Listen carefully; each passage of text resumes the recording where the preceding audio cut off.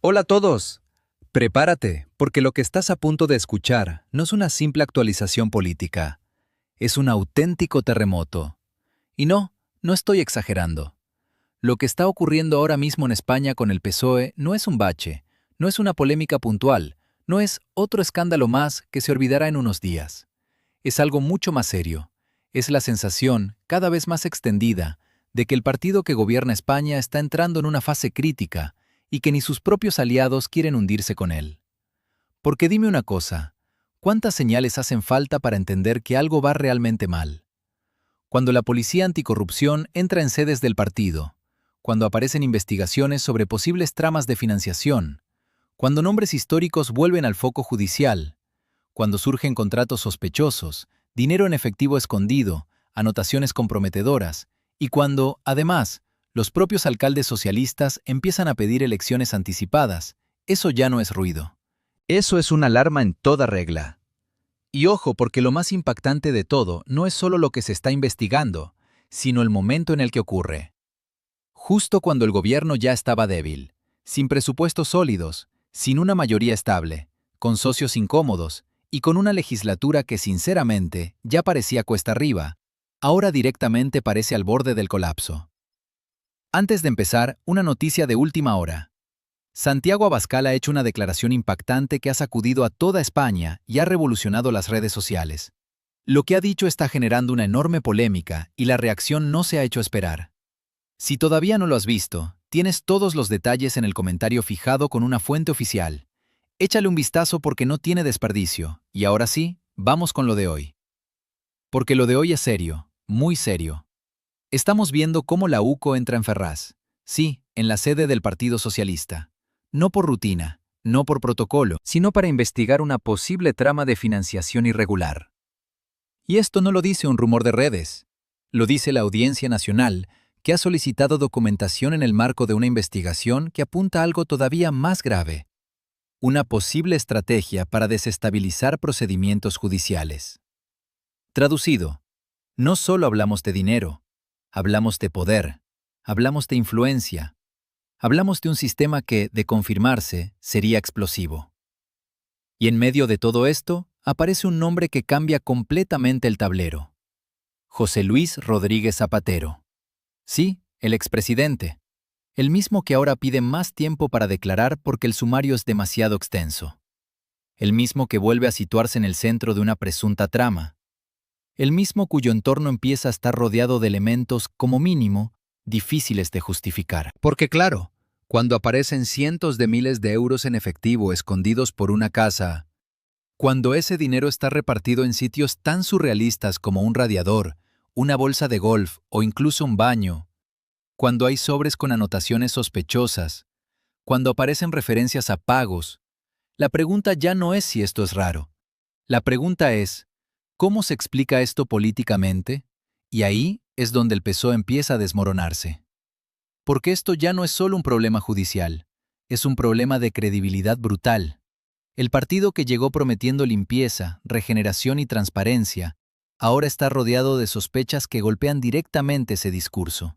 Y cuando tu mayor bandera era la ética, cualquier duda te golpea el doble. Pero espera, que hay más, porque el caso no se queda ahí. También aparecen nombres dentro del propio gobierno. Se habla de adjudicaciones vinculadas a grandes empresas tecnológicas. Se menciona ministros. Se investiga a la mujer del presidente por contratos que, según los informes, podrían haber sido amañados. Y aquí viene el detalle que lo cambia todo. Uno de esos contratos se firmó por una cantidad sospechosamente ajustada, justo 1 euro por debajo del límite legal. ¿Casualidad? ¿De verdad alguien se cree eso? Y mientras todo esto sale a la luz, Pedro Sánchez sigue repitiendo el mismo mensaje: estabilidad, responsabilidad, interés general. Pero claro, cada vez suena más vacío. Porque hay algo que no se puede maquillar, la sensación de descontrol. Y cuando esa sensación se instala, el problema ya no es lo que digas, sino lo que la gente percibe. Y lo que se percibe ahora mismo es devastador: un gobierno acorralado, un partido dividido, unos socios que empiezan a tomar distancia, y unos alcaldes socialistas que directamente piden elecciones anticipadas. Sí, has oído bien, los suyos. ¿Y por qué quieren elecciones? ¿Por estrategia? ¿Por convicción democrática? No, por puro instinto de supervivencia. Porque saben que si esto sigue así, el desgaste va a ser total. Porque temen que las próximas elecciones municipales coincidan con unas generales y arrasen con todo. Porque no quieren hundirse junto a Sánchez. Y eso es lo más brutal de toda esta historia. Ya no hablamos de oposición contra gobierno. Hablamos de un partido intentando salvarse de sí mismo. Y mientras tanto, los socios parlamentarios hacen cálculos. El PNV ya avisa, no van a tumbar al gobierno, pero tampoco van a sostenerlo gratis. Los independentistas catalanes se alejan. Sumar está dividido por dentro. Coalición Canaria habla directamente de cuestión de confianza. Y en Moncloa, silencio. Un silencio que dice mucho, porque cuando un gobierno deja de llamar a sus socios en plena crisis, no es por tranquilidad, es porque no sabe qué decir. Y aquí es donde llegamos a la gran pregunta. ¿Puede Pedro Sánchez sobrevivir a todo esto? Porque si lo hace, estaremos ante algo casi sobrenatural en política, un nivel de resistencia que rozaría lo imposible. Pero si no lo hace, lo que viene después puede ser un terremoto electoral de proporciones históricas. Porque no olvidemos el contexto, decenas de personas vinculadas al entorno del gobierno investigadas o imputadas, figuras clave caídas, casos abiertos en múltiples frentes, conexiones internacionales, contratos bajo sospecha. Esto no es un escándalo, es una tormenta perfecta. Y las tormentas perfectas no suelen terminar bien. Ahora mismo, Sánchez se agarra a una única cosa, que no hay nada que le señale directamente.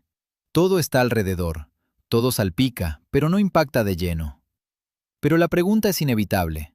¿Cuánto tiempo puede sostenerse esa línea? Porque en política, muchas veces no hace falta una prueba directa para que el desgaste sea irreversible. Basta con la acumulación, basta con el contexto, basta con que la duda se vuelva constante. Y esa duda ya está ahí, instalada, creciendo, multiplicándose. Así que ahora te pregunto a ti, porque este es el momento clave. ¿Estamos viendo el principio del fin del PSOE tal y como lo conocemos? ¿Va a aguantar Sánchez hasta el último minuto o acabará forzado a adelantar elecciones? ¿Y qué harán sus socios cuando el coste de apoyarle sea mayor que el de dejarle caer? Déjamelo en comentarios, porque este tema no ha hecho más que empezar. Y lo que viene puede ser todavía más fuerte.